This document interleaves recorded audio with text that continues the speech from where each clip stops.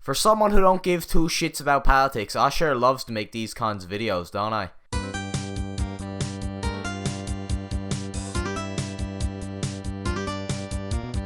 Well, I gotta be honest with you.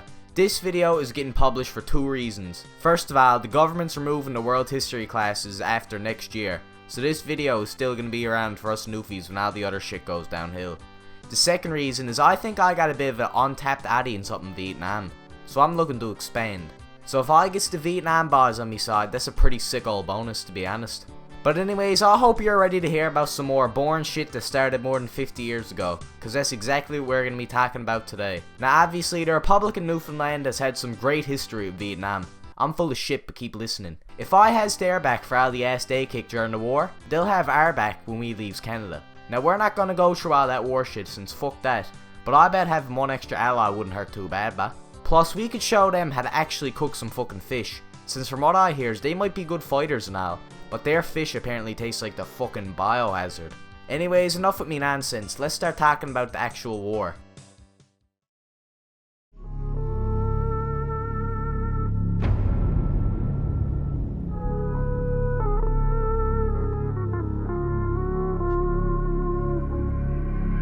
Before the split, Vietnam was part of a French colony with Laos and Cambodia called Indochina. During World War II, Japan took them out, and then they sat on their holes for the next couple of years. After Japan got murked, French tries to come back doing shit with like land reforms in North Vietnam, which led to a whole bunch of other garbage. But if you're gonna try to come back to these boys after giving them probably the gayest name to a group of buddies who aren't Indian or Chinese, then honestly you don't deserve to keep them around. The boys up north agreed with me too, so in 1946 a group called the Viet Minh set up government in the capital city of Hanoi and tried to become independent. I feels for you, me buddies, I really do. After this, the first Indochina War went on from 1946 to 1954. The buddies in the north were influenced by some goofballs in Russia, while the south was influenced by the United States. After a good bit of fighting, they finally decided to head off to Geneva to talk about how to fix this shit. For some reason, it took all the world's big countries 3 whole months to decide that splitting the country into 2 separate governments and bordering them off would be the best fucking way to stop them from fighting. But don't worry about it, since they also decided to have an election the next year to decide who would rule over the whole country. It was between the brawler Bao Dai and the pimp daddy Ho Chi Minh.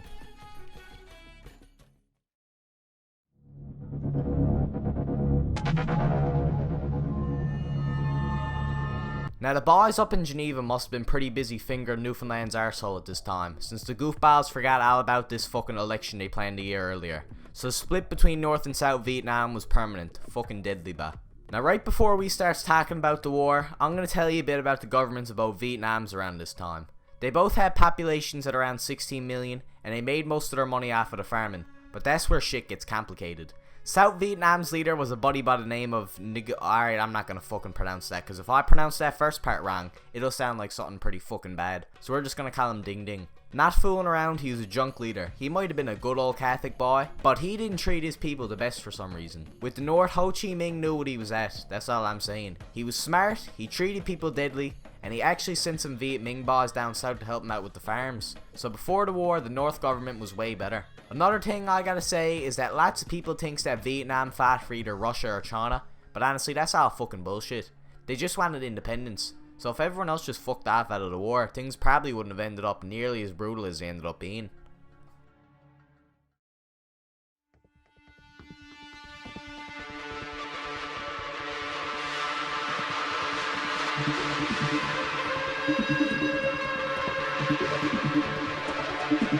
So after the Viet Cong and North Vietnam army replaced the Viet Minh, the war got to start after a scrap at the Gulf of Tonkin. The US had a destroyer ship called the Maddox, which was patrolling around North Vietnam for some fucking reason. 3 Navy torpedo boats from the NVA started following it, and the Maddox began firing shots at them. So the NVA decided to start attacking the ship. 1 bullet hit the Maddox in total, while North Vietnam's ships got pretty fucked up. After that, America passed a resolution which allowed them to take more military action in Vietnam, even though they fired the first shots. Whatever, bah. Now the Vietnam War went on for a good while. So if I were to stay here and talk about all the shit that went on to go in the war, my artist would be a millionaire by the time this comes out. But what I will do is tell you about some pretty nuts shit the Viet Cong used to be at. The Viet Cong never usually took the US head on, since it almost always ended up in a war crime getting on the go. But what they did do was set the US Army up by luring them into the forest and taking them out that way. Now I'm not supporting any of the fighting since I'm not some crazy sadomasochist arsehole, but listen to this crazy old shit. They would set up these booby trap spikes under the grass, right? So usually whoever fell in it would either die or be airlifted somewhere safer. Like that's what the Japs did in fucking World War II and no one gave a shit. But not with these fucking spikes. Holy fuck no. Because the Viet Cong decided to legit cover the spikes in shit. Human shit still on the fucking spike. Like I don't know if they shoved it up their arse or what, but fuck bah. So even if that fucking buddy didn't die on impact, the toxic shit in that shit would slowly fucking kill him. I'm sorry, but that is just nasty, man. That's a shitty way to go out. So the US started drafting a good bit more in the 1960s, with troop levels tripling in about 1961 and 62. The Americans' involvement in the war peaked in 1968, the same year as the Tet Offensive. Now this was a big old surprise attack by the NVA during the time of Tet, which is some religious time for the Vietnamese people. Might not be kosher, but war don't fucking discriminate. It was a brutal, bloody offensive, and even though North Vietnam failed in taking out the South Vietnam government, it was a turning point for them. Since the people of America realised that the government's claims of progress in winning the war was a load of shit. And then even with the loads of weapons, first aids and supplies from the United States, South Vietnam was still getting fucking stamped. It wasn't helping that the war crimes that both sides were doing made America look even worse in comparison. I mean fuck, I'm trying to make this video as lighthearted as I fucking can without being disrespectful, so all I'm gonna say is fuck off the napalm, you scumbags. At the start of this war, it looked like South Vietnam was gonna be winning this one easily. But obviously things turned out a lot differently. They had SAM sites all over the country, so the planes and helicopters didn't do fuck all to deter them, and even with all the bombings, war crimes and other shit being thrown at them, North Vietnam was kicking arse all over the place, but now after years of this drawn out shit show of war, people in America finally got fed up and started demanding that they withdraw from Vietnam's business. So due to the outcry, the US started the Vietnamization plan, which saw America slowly pulling out of Vietnam. No homo. So this was pretty much a test for South Vietnam. Without America, they would finally have the chance to prove they could win this war without any help from the US. So could little South Vietnam finally win this war? Absolutely fucking not. A few months later, Saigon finally fell to the North Vietnam army, and the war was over.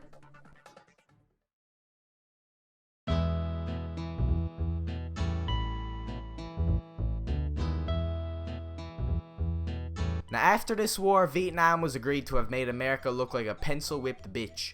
But that's not all. 2 days after the war ended, Vietnam got attacked by Cambodia over old land they used to own back in the day, which led to them pretty much becoming the Hulk Hogan of Asia. Since after they wiped the floor with Cambodia, it turned out that they ended a big old genocide caused by the previous government ran out by that Pol Pot nut bar.